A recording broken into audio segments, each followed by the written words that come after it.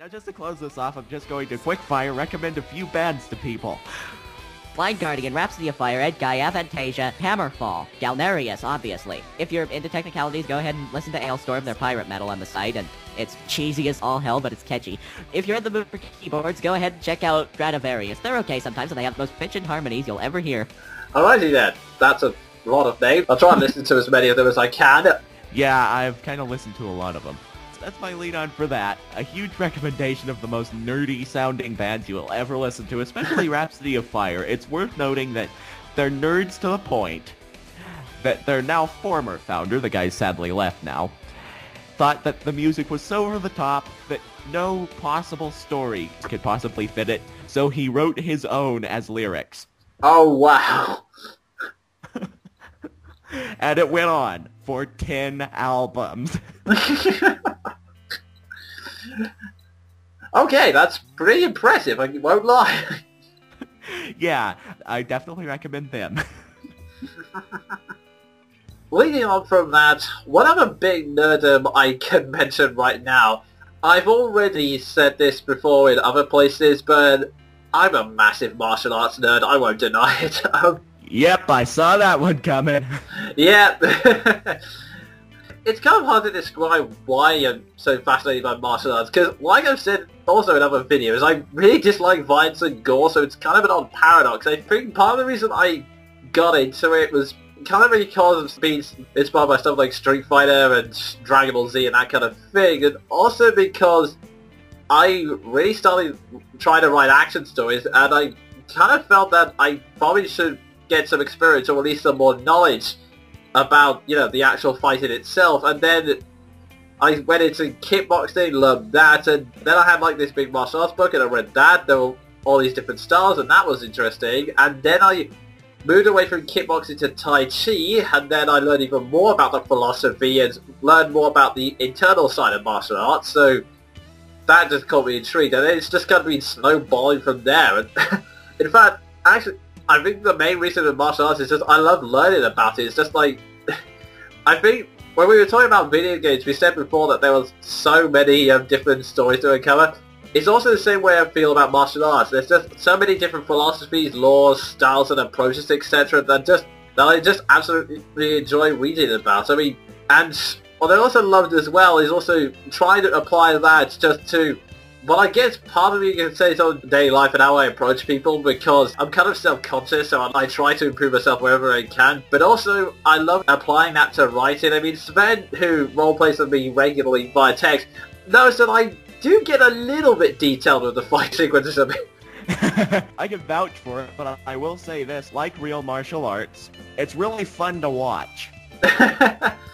Yeah, like I said in the TAM video, I love knowing how things work, so I kind of love approaching it, not so much focusing on the violence and the whole, oh cool, he just punched through someone's stomach. I think, well, okay, so why would he focus on that? How would he perform that technique? How would he focus on that? Was there any way someone could have countered it, etc.? And so, when I'm writing fight sequences, I tend to think of it more like a puzzle, like, okay, so the character thinks like this, therefore he would use that move, but how would the other character react? Would he be able to block it in time? You know, it's kind of that thing, which is also why I really started getting into martial arts movies, which I've reviewed on this show time and time again, and also why I also started analysing fight sequences, which, slight spoiler, one of the spin-off series I've launched that I'm going to do is actually a fight sequence review show, just because I love doing stuff like that.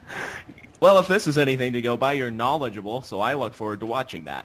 Even with the stuff I know, there's actually a lot of stuff I don't know, which is why it's kind of exciting in a way. Like, I know bits and pieces of stuff like Kendo and Karate, but not that much. And I really would like to, even if I can't practice it, just learn more about it. I mean, I've actually been reading a lot of books recently about Japanese martial arts, which are pretty interesting. In fact, I told Sven this before, but I actually found what the real definition of Jonin was a while back. Oh, yeah. Hilariously, it fits. Yeah, basically, to sum up, Jonin, far be it from a phrase purely invented for Naruto, as I first thought, a Jonin was, in fact, a ninja leader. However, the ninjas tended to be divided into little subgroups in their own clans, and as such, there would be the Genin, who would carry out missions. They were known as the agents. Then there's the Chunin, or sub-commanders. They're the guys who would basically act like team leaders in a mission. Then there was the Jonins, who were essentially the managers. So, rather from the image of a monkey and leaping around using ninja moves, like I hope my name would confer, what it actually means is a monkey sitting behind a desk going, okay, yeah, I think we can arrange for this. Kishikashi, you can take care of the poisoning job. It's low pay, but it's not for high clients, so it really will get in our favor. Yeah, like I said, it's hilarious because a monkey sitting behind a desk. There you have our shows. Oh, geez. And recently with all the guests, you can say I have been organising a lot of the time. Yeah, and hey, you have me, so you have a tuning. True. Carrying out my missions. Speaking of which, you will be able to carry out that assassination job I requested of you. Yes, I will. Excellent. Beaver won't know what hit him.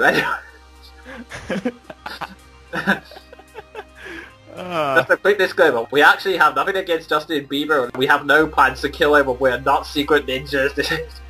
Yes, this is just... It's us being nerds, so it's the title of the section, guys. Indeed. Although I imagine a lot of people would really hope we're taking it seriously. Indeed.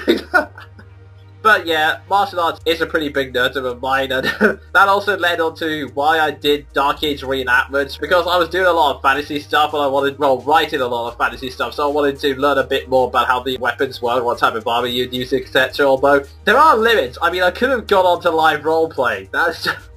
Oh god, LARP. Yeah, I haven't done that as of yet. Mine's a bit more grounded in realism. Yeah. It's funny we should mention power metal not being grounded in reality, and then you use the exact same phrase to describe yourself. Oh, well, I kind of vary in and out. It depends on my mood, really, and the type of day, anyway. Yeah, at the time of day and how the stars are aligned, but that's beside the point. Yeah. If anyone was to let me, I could bore you senseless of loads of martial arts facts. I mean, even like I said, just starting studying the Japanese stuff, there's like loads of old laws, especially concerning the guy named, I forget his full name, but his family name's Musashi, and basically, he's like the Japanese equivalent of King Arthur in the fact that he may have existed, but there is a lot of myths around him, some of which may or may not be true. Yeah, this is the amazing part. That story's so well known, I know it. Yeah. And unlike many different stories, like one of my personal favourites and one I've just read, there's like, I forget the guy's name, but basically there was this legendary swordsman who, he had this legendary technique that was so fast it was said to mimic a swallow diving up and down. But anyway, basically, because he and Musashi happened to be in the same area, he challenged him to a duel. And where they happened to be set, they had chosen a good place where, I forget whether it was an island or a sand bunker, but the point was he had to get to it by boat. It was a small secluded area, and the older swordsman basically went to the island and waited for Musashi's arrival. He came precisely on the dot and then waited for about several hours, because it turned out Musashi had basically overslept at the inn and continued to oversleep until the innkeeper woke him up and put him on a boat. And then despite that, Musashi then basically turned up hours late, only holding a wooden sword which he had carved out of a rare ore that happened to be on the boat.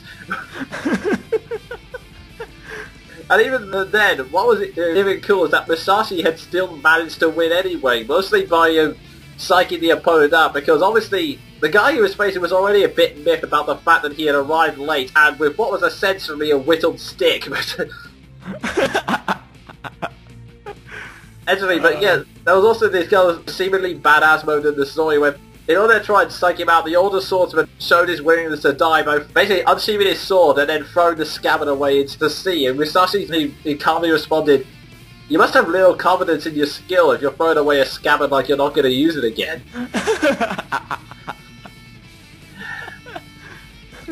It was over pretty quickly because, contrary to popular media may tell you, a lot of samurai matches tended to be more like Western shootouts. You know, it was over in one strike, basically. Yeah, we've talked about this in private before, but katanas don't really last that long. Yeah, that's the thing. They weren't really designed for long drawn-out combat. They were more designed for one-hit KO, basically, so... Yeah, so it's rule of cool whenever it comes to fiction. Pretty much, yeah. In fact, although its lack of durability, some samurai tended to use the boken, which is essentially the wooden equivalent of the katana. Wow. Yeah, again, rule of cool. It works. But yeah, I better stop myself because, like I said, I could bore you sentence by going on. I'm more than happy to answer any martial arts questions, but yeah, I better stop now, otherwise this podcast will take up all night. So yeah, any other things you want to mention, Sven? Yeah, we've reached the big one. And this is the one that I'm awful about. Because guys, being a fan of anime and how it's all run, and being a fan of English dubbing because I hate watching subtitles, I'm a voice actor. And I love voice acting. Fair enough. Yeah, it's just... I think for all my life, I've kind of been... I don't know really how to put this, but maybe a good word for it would be a ham. So... And I'm a terrible physical actor, guys. I really am. So that was completely out of the question being in Shakespeare. The obvious choice was, once I started watching anime, I was like, you know, with enough training, I could do what they're doing. Yeah. Well, that's fair enough. I mean, I think actually one of the first steps in acting is just basically having that energy to just be a ham and throw yourself into something, even if it's over the top of it. Yeah, and trust me, I have quite a connoisseur for over the top. I love it, as seen by the Raul Julia references. Indeed. In fact, I prefer being a writer, but I will admit I do love acting. That's kind of the reason why I keep the exaggerated reactions in VGT and why I still have stuff like Shonen and Richard, because I'll be honest, I do love them. I do love acting in the silly ways, I'll be... Yeah, that's the charm for me. Well, aside from the fact that I'm giving characters voices, that just, as a writer, that kind of has a deep inner effect on me, to be a bit sappy. Just giving characters a bit more life. Yeah, that's so it does kind of tie into my main nerdiness, which I have mentioned, which is writing. So that's basically my rationale for voice acting. I love being a ham, and I love giving characters voices, and like I said, this is my martial arts. I could waffle on endlessly about voice acting, and in fact, this is a bit embarrassing to admit on camera, but it's got to the point that several times over, Jonan can vouch for this, I have chosen entire voice casts for RPs and stories. It's honestly actually, because basically anytime me and Sven do a role play, we write it, like the stories and characters, when it gets to a point where it's reaching its conclusion, Sven will disappear and say, I'm gonna make a list, and then he'll come back and he'll have this entire cast sheet with all these different voice actors, and then in brackets what else they voiced. Yeah, and I've done this for... I'm getting my quick list out. This is how big it is. 1, 2, 3, 4, 5, 6, 7, 8, 9, 10, 11... Full cast lists. The sky cut out then. How much was it again? I've done it for 11 stories. Full Wow. cast lists. And some of them aren't even RPs. They're things that I worked on alone. Yeah. Oh, wow. Does that include the council ones? Because I remembered you once had a mad project of trying to voice cast Fire Emblem Radiant Dawn, so... Oh, no, I didn't even add those. So, include Fire Emblem 7, Fire Emblem 8, and Fire Emblem 9/10 to make 14. Oh, wow.